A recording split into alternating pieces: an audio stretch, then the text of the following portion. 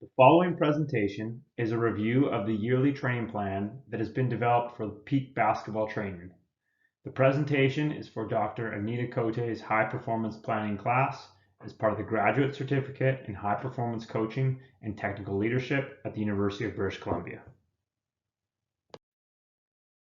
Peak basketball training is a high-performance program designed with the primary goal of helping athletes reach the peak of their potential. The PEAK program is a collaboration between Split Second Basketball, the Richmond Oval High Performance Department, and the Richmond Virtual School, allowing athletes with aspirations of competing at the collegiate level to access high-performance training in a world-class facility while acquiring school credit toward their PE curriculum. Strength and conditioning sessions are from 6 a.m. to 7 a.m. in the Richmond Oval High Performance Training Center, and will be designed specifically for the needs of basketball players and modified throughout the season to obtain optimum performance when it counts. On-court technical sessions will be led by split-second coaches from 7 a.m. to 8 a.m. Program focus is on individual skill development as opposed to team concepts. The program is an opportunity for players to get additional reps with certain skills that may otherwise be neglected or less of a focus in their team or club high school environment. The program begins in September and runs until June, with an option of extending into the summer months. Programming is dictated primarily by the high school season, which runs from November to March. During this period, the program is reduced to 1 day a week, with a second S&C session being provided for the athletes to follow on their own schedule. Here's a look at the comprehensive yearly training plan. For simplicity, I've tried to follow a color scheme where gray is reserved for program administration and scheduling. The green cells indicate the strength and conditioning component. Because my primary coaching role is to oversee the delivery of S&C, there's a few more rows dedicated to that aspect of training. The blue cells are all related to basketball training, including other relevant schedules such as the athlete's high school or club season, any programming provided by Basketball BC. The single red line or row has been added this year to show the schedule for any Canada basketball events, specific in the junior women's program, as we have 2 athletes who have been identified by Canada Basketball and are taking part in ongoing selection camps with the possibility of being selected for a team that will compete in an age-Pacific World Cup this summer. Lastly, the yellow is used to identify additional components of the program, such as player meetings or additional programming like nutritional seminars that I'll elaborate on later. In rows that have multiple shades of color, the lighter shades generally denote a lower intensity or lower volume of training. I'll review each component of the program through the remaining slides of the presentation. For clarity, I will occasionally rearrange some of the rows just to pair things together that I want to show in specific slides. The 3 rows highlighted by the red box are the schedule for the PEAK program. The top row indicating each month, the middle row indicating each week of training, and then the third row indicating how many days a week we're training, either 2 days a week on Tuesday and Thursday or 1 day a week just on Thursdays.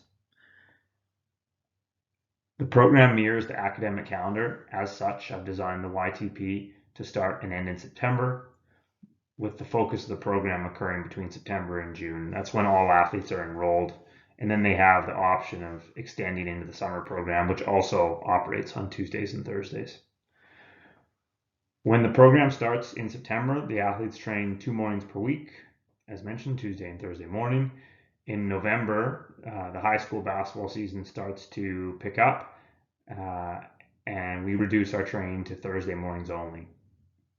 They'll train on Thursdays until the high school basketball season ends in March, and then following that break, we resume training 2 days a week through to the end of June.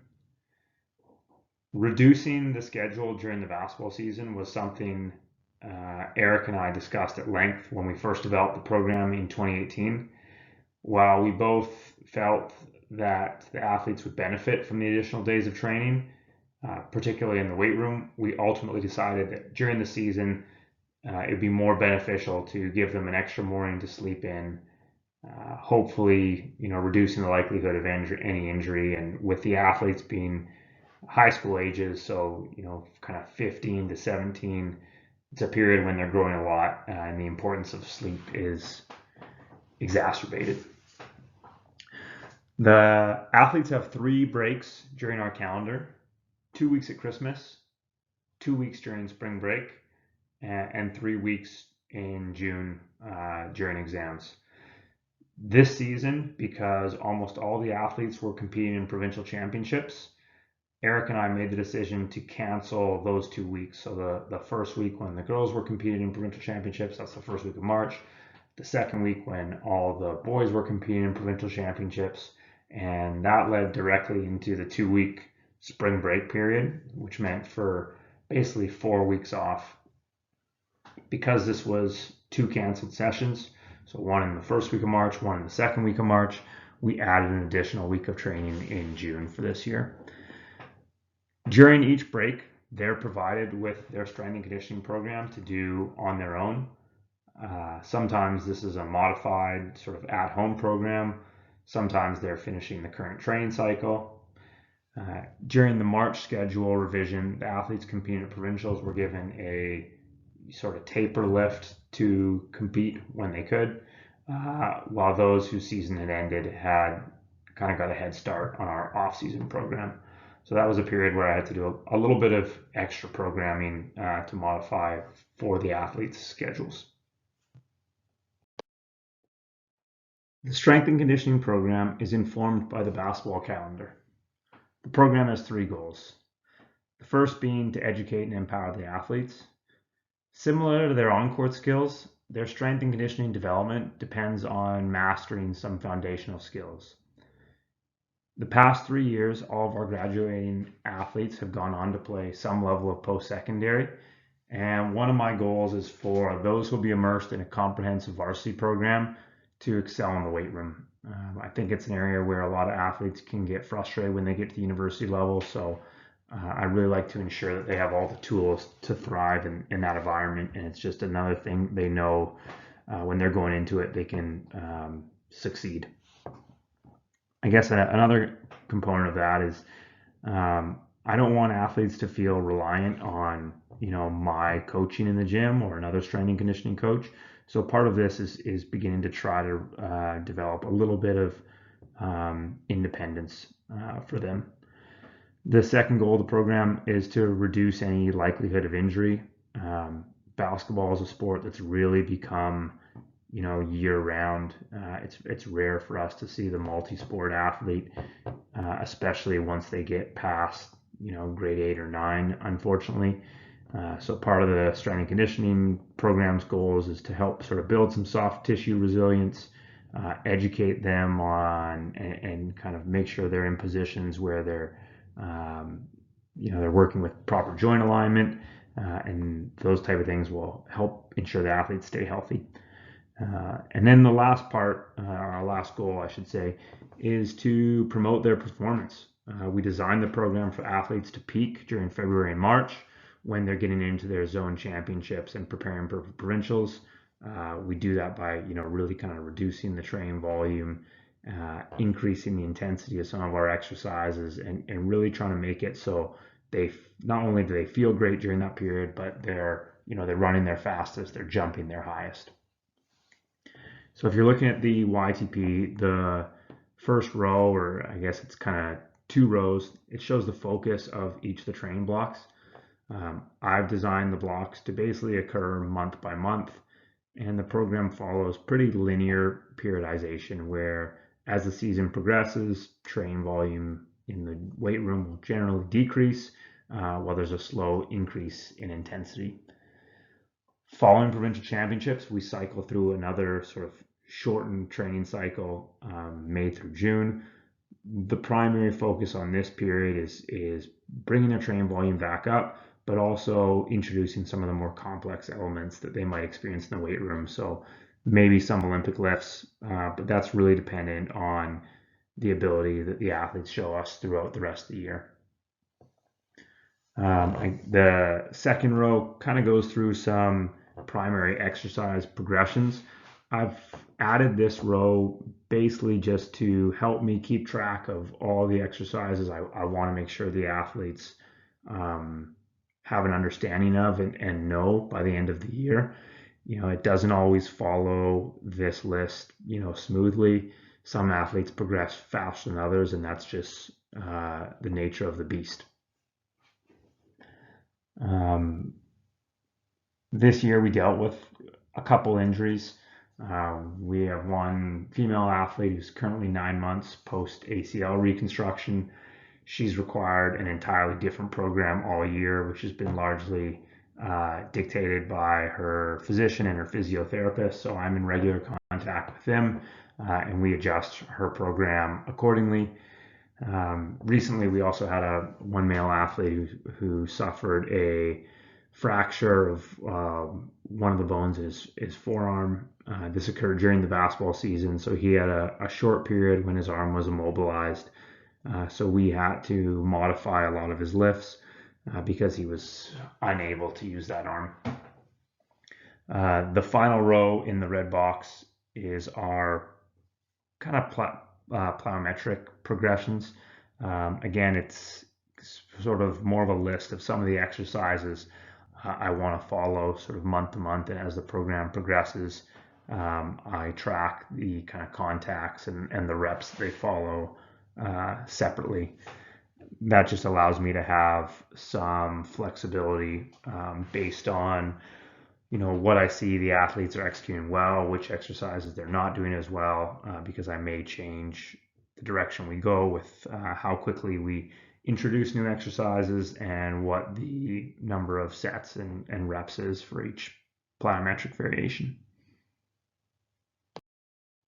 The on-court programming is determined by lead basketball coach Novell Thomas, and it's shown in the green box, all the blue cells.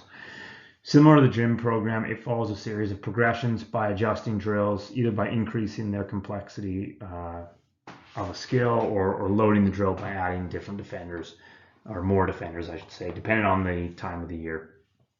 As the athletes progress through their high school season, we transition from sort of a period early in the year when we're discussing a lot of different on-court concepts. So, how to attack on-ball screens or be effective using off-the-ball screens. And then when we get into the high school season, we use that period to allow the players just to get a lot of reps shooting and finishing and get a ball in their hand and work on some of those situations that they need to have to be effective in a game. And this is convenient because it's usually during a period when their teams are focusing more on their tactical play. So there might not be as much time for this. At the conclusion of the high school basketball season, we kind of tie it all together and try to incorporate more live play. During the program breaks, the players don't receive any on-court instruction from us. So this is kind of opposite of what we do with the strength and conditioning, where we try to give them programming year round. Our hope is that this period allows them a short break from the on-court. Unfortunately, or in all likelihood, they're going to be accessing a court, either on their own or with their respective clubs. As I said earlier, it's kind of the nature of the beast with basketball. It's become really year round, and there's a bit of a shortness of weekends in the calendar when the clubs can operate. So they'll take every opportunity that they get. In most years, and that's including this year, many of our athletes have been identified by Basketball BC. So I've shown sort of the Basketball BC calendar in 3 rows. Throughout the fall, lots of the athletes will take part in what's called the Center for Performance or the High Performance Training Group. Both of those programs I'm fortunate enough to work with. And so for those athletes involved in the Basketball BC program, I provide strength and conditioning support to them, or give them that option if they don't have access to it. If they do, so our peak athletes, for instance, I just encourage them to follow that programming. Our peak program isn't affected by Basketball BC's fall training. Basketball BC will mostly operate on the weekends, whereas we just keep Tuesdays and Thursdays.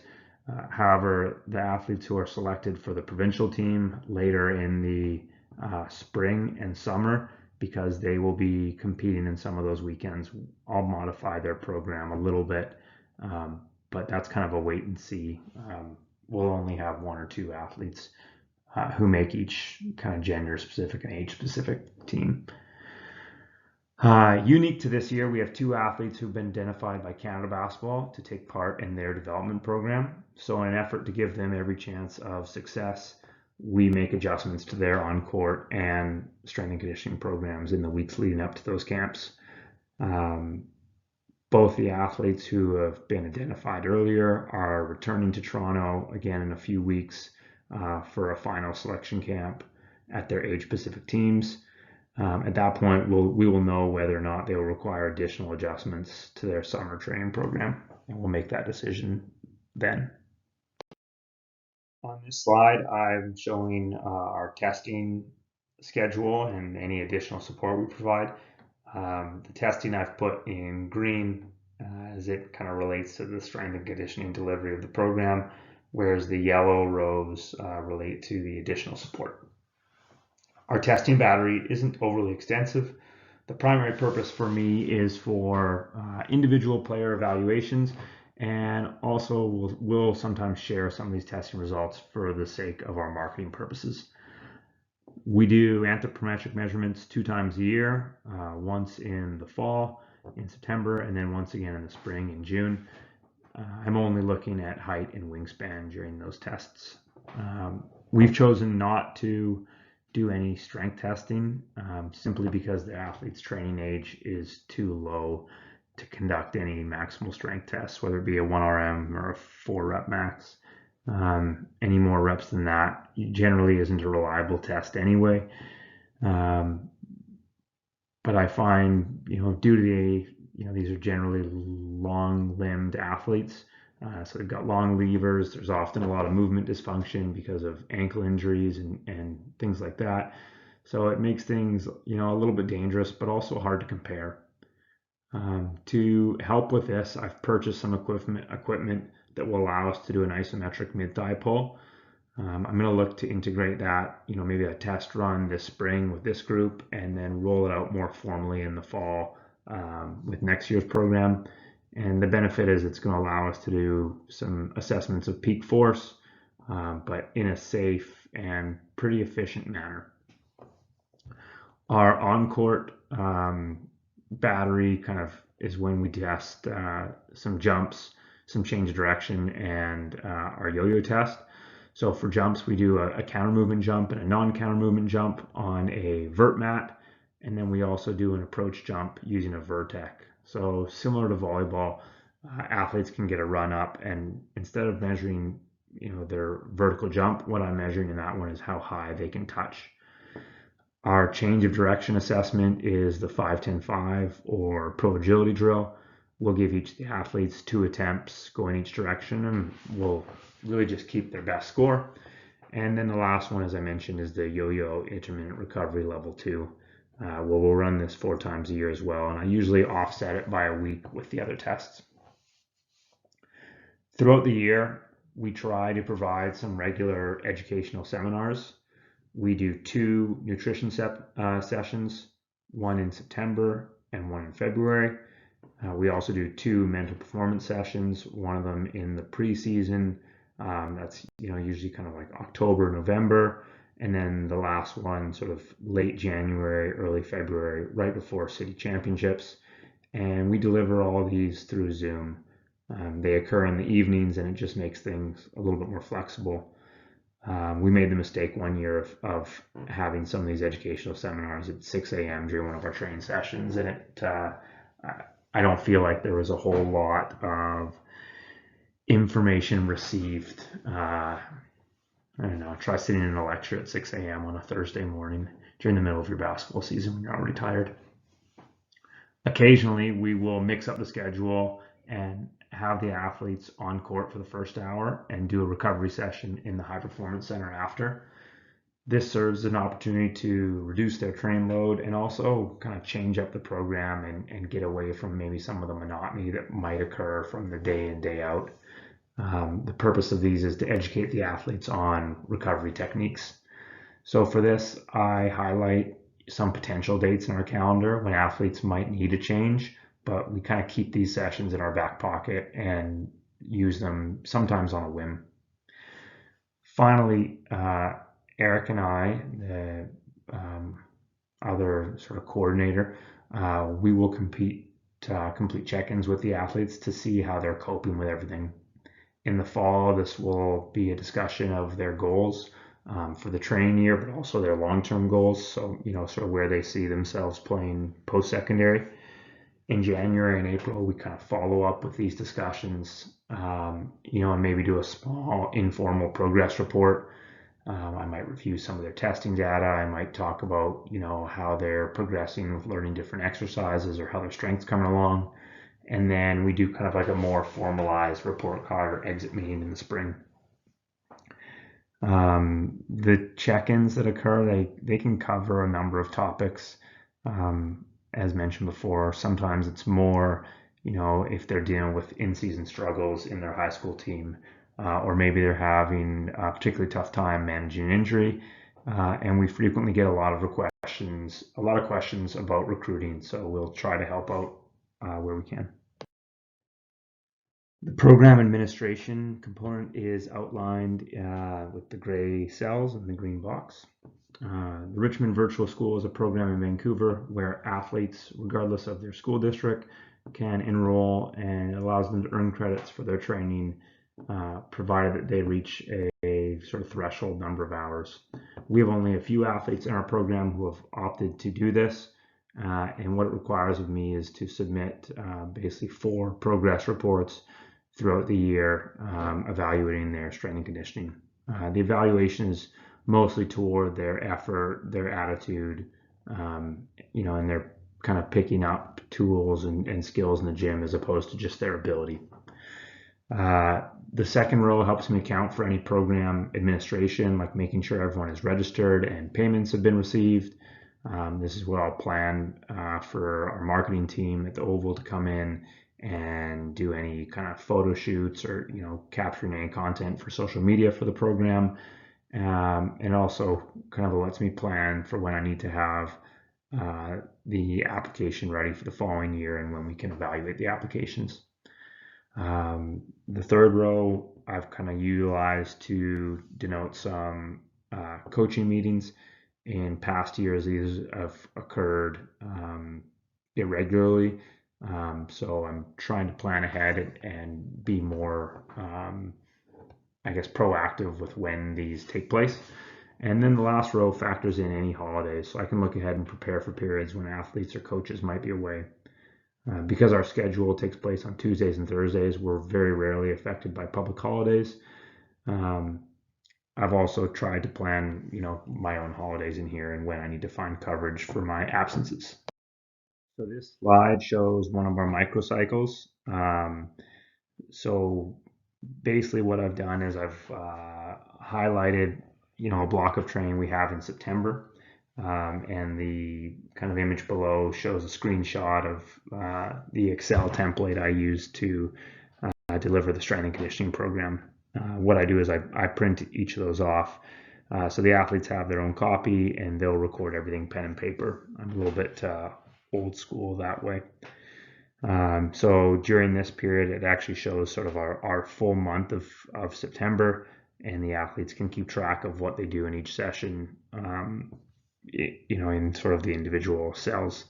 So, in our fall or September training block, it's kind of our orientation. So athletes are getting used to the facility. They're getting used to coaches' terminology, our templates, and we'll also do assessments during this period. It's a time of the year when we're really focusing on technique, although that doesn't really change throughout the season. But the goal of this strength and conditioning program is kind of to increase their work capacity by increasing their training volume. And then in the plyometrics, we're really just trying to work on their ability to kind of decelerate. And then we'll start to introduce more complex plyos as the year progresses. As far as on court, similar to the gym, there's sort of a terminology component, and then they were doing a lot of balance, kind of footwork and spacing. The second microcycle I've included is our competition phase. I've picked starting from the first week of February into the first week of March. It's really a really important part of their season. Again, I've showed at this point they're only train on Thursdays, so I've shown basically what that whole, I guess, kind of maybe mesocycle looks like, that whole month of training. As far as the program goals, they're kind of working on our speed strength, so our rate of force development. We do in this period what we call some overspeed training, where the athletes are doing jumps at an accelerated rate by assisting those with a band. We're also, doing a little bit of low volume strength work, and then the program has got some core and hip stability work in it. As far as exercises they're trying to master during that period, one of them is the single leg Romanian deadlift. And with our plyos, we're doing some really high intensity work, but a pretty low volume. On the court, as I mentioned earlier, this is during the period where we're really just trying to give them reps. So there's not any live play. It's a lot of shots in game situations. And then the third and final kind of microcycle or mesocycle, if you want to look at the whole month, is our transition period. So I've done this April. This is just kind of the month that just occurred. The athletes are sort of returned to a strength and power phase. We're introducing some new elements like Olympic lift progressions based on the ability they've shown. Things start to get a little bit heavier in the gym, and we're kind of playing around with some different exercise progressions and rep ranges. Because we're going back to 2 days a week, we have kind of two focused exercises. One of them will be sort of explosive hinging movements like a kettlebell swing, while the other is going to be loaded jumps. So often we'll do like a hex bar jump squat, or maybe a med ball jump with those. For plyos, it's pretty moderate intensity and moderate volume. They're usually not on the court a whole lot during this period. As far as the technical delivery, this is where we start to piece it all together. So they're getting to play a little bit more upstairs or when they're on the court. We're kind of tying together some of that decision making, but also working on those shots and different skills that we've introduced throughout the year. And that concludes my presentation. Thank you for listening. I look forward to your feedback.